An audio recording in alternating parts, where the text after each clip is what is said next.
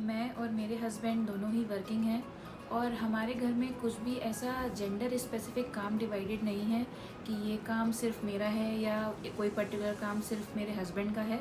अपनी चॉइस और अपनी लाइकिंग के हिसाब से हमने अपने काफ़ी काम जो है डिवाइड किए हुए हैं। लेकिन एक दिन ऐसा हुआ कि राशि स्कूल से आई और उसका कुछ ऐसा एक क्वेश्चन था कि मम्मी ये पर्टिकुलर काम सिर्फ बॉयज़ ही कर सकते हैं ना, गर्ल्स नहीं कर सकती। तब उसके उस क्वेश्चन ने मेरे दिमाग में एक अलार्म बेल जैसा रिंग कर दिया कि हमारे घर में हम वो सब फॉलो नहीं करते कि क्या काम लड़कियों का है या क्या काम लड़कों का है। हर काम हर कोई कर सकता है, करता भी है।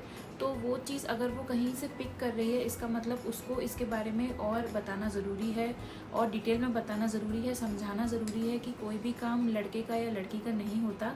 तो उसी टॉपिक को लेकर आज मैं बुक को रिव्यू कर रही हूँ जिसका नाम है पिंक एंड ब्लू। ये बुक लिखी है रितु वैष्णव ने। तो ये एक बहुत अच्छा कॉन्वर्सेशन स्टार्टर है बच्चों के साथ इस बारे में बात करने का।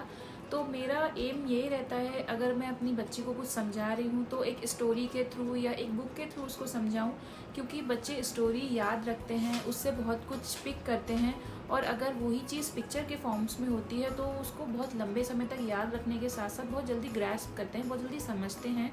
तो यही वजह थी कि मैंने ये बुक ऑर्डर करी। तो आज की इस वीडियो में मैं यही बुक रिव्यू करने वाली हूँ आपके लिए भी। अगर आप भी अपने बच्चों को जेंडर स्पेसिफिक किसी रोल में चाहते हैं कि वो फिट ना हो या फिर उनके दिमाग में कोई ऐसा एक माइंडसेट ना हो जाए कि ये काम लड़कियों का है या ये काम लड़कों का है, तो आप ये बुक अपनी लाइब्रेरी में ज़रूर ऐड कर सकते हैं। तो आज की इस वीडियो को मैंने कुछ सेक्शंस में बांटा हुआ है। सबसे पहले मैं थोड़ा इस बुक के बारे में बात करूँगी, उसके बाद इस बुक का मैं आपको फ्लिप थ्रू दिखाऊंगी, यानी कि अंदर के पेजेस और थोड़ी स्टोरी की एक झलक दिखाऊंगी। उसके बाद इसका प्राइस और एज ग्रुप के बारे में, और फाइनली मेरा इसके बारे में क्या वर्डिक्ट है वो सब आपको बताऊंगी। तो चलिए आज की वीडियो स्टार्ट करते हैं और इस बुक के बारे में थोड़ा और जानते हैं।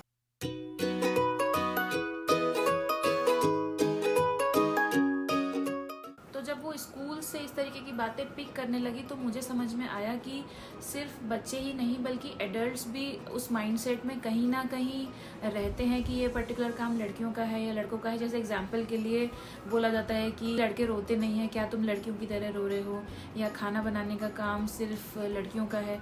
तो उस तरीके के जेंडर स्पेसिफिक रोल्स या फिर उस तरीके की बातें घर में होती हैं, तभी बच्चे वो पिक करते हैं। और वही शायद राशि उन बच्चों के साथ बैठ के पिक कर रही थी या फिर उसके माइंड में डाउट्स क्रिएट हो रहे थे। तो इसलिए मैंने सोचा कि एक बहुत अच्छा टाइम है उसके साथ इस बारे में कॉन्वर्सेशन स्टार्ट करने का, उसको समझाने का।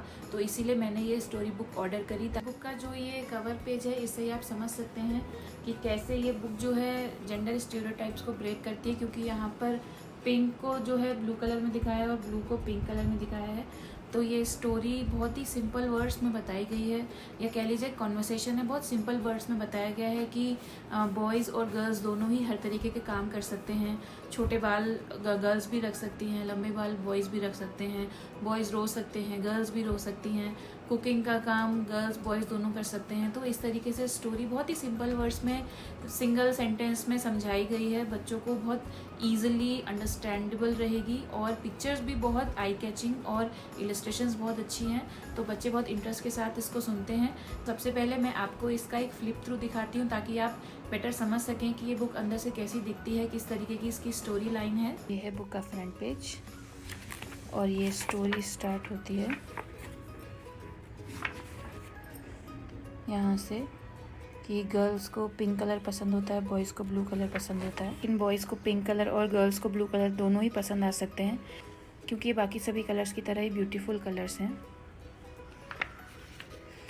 बॉयज़ के शॉर्ट हेयर्स होते हैं, गर्ल्स के लॉन्ग हेयर्स होते हैं।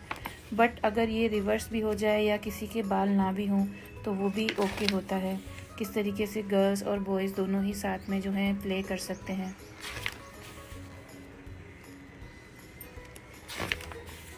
और यहाँ पर दिखाया है कि गर्ल्स भी कुक कर सकती हैं, बॉयज़ भी कुक कर सकते हैं, क्योंकि बेसिक लाइफ स्किल है।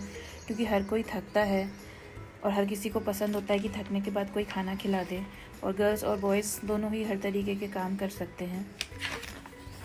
और गर्ल्स और बॉयज़ दोनों ही किक और पंच कर सकते हैं, और दोनों ही अगर रोते हैं तो वो कम्प्लीटली नॉर्मल है। तो बहुत अच्छा तरीका है बच्चों से इस तरीके की बात करने का कि ये सब चीज़ें नॉर्मल हैं, ऐसा कुछ नहीं है कि कोई पर्टिकुलर काम गर्ल्स का है या बॉयज़ का है। तो फ्लिप थ्रू में आपने देखा कि स्टोरी बहुत ही सिंपल वर्ड्स में है, इलस्ट्रेशंस आई कैचिंग है। और अब मैं अगर इसकी एज की बात करूं कि किस एज ग्रुप के बच्चों को ये बुक रिकमेंड की गई है, तो ये अराउंड 3 से 5 ईयर्स के बच्चों को बुक रिकमेंडेड है। लेकिन अगर आपका बच्चा जेंडर स्पेसिफिक क्वेश्चंस उसके पहले या बाद में भी पूछता है तो भी आप ये बुक इंट्रोड्यूस करा सकती हैं। ये बुक आपको अमेज़ॉन पे अराउंड 200 रुपीज़ की मिल जाएगी।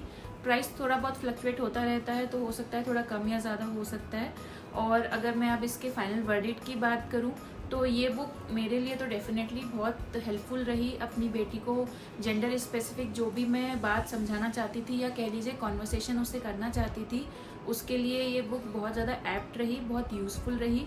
तो अगर आपका बच्चा भी इस तरीके के क्वेश्चंस पूछता है या आप जेंडर स्पेसिफिक किसी फैमिली मेम्बर को भी इस तरीके की बातें समझाना चाहती हैं, तो ये बुक बहुत अच्छी है बच्चे के साथ साथ अडल्ट्स को भी इस बारे में समझाने के लिए कि बड़े जिस तरीके की बातें करते हैं तो बच्चों पे उसका क्या इम्पैक्ट पड़ता है, और वो सब चीज़ें वो भी सीखते हैं और आगे कैरी फॉरवर्ड करते हैं। तो मैं सजेस्ट करूँगी इस बुक को आप अपनी लाइब्रेरी में ज़रूर ऐड कीजिए, टाइम टू टाइम बच्चों के साथ इसे पढ़िए।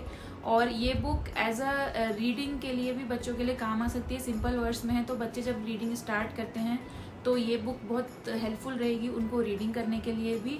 तो मेरी तरफ से इस बुक को डेफिनेटली थम्स अप है। अगर आप परचेस करना चाहती हैं तो परचेज लिंक आपको डिस्क्रिप्शन बॉक्स में मिल जाएगा। तो मिलते हैं नेक्स्ट संडे एक और बुक रिव्यू के साथ। तब तक के लिए हैप्पी पेरेंटिंग।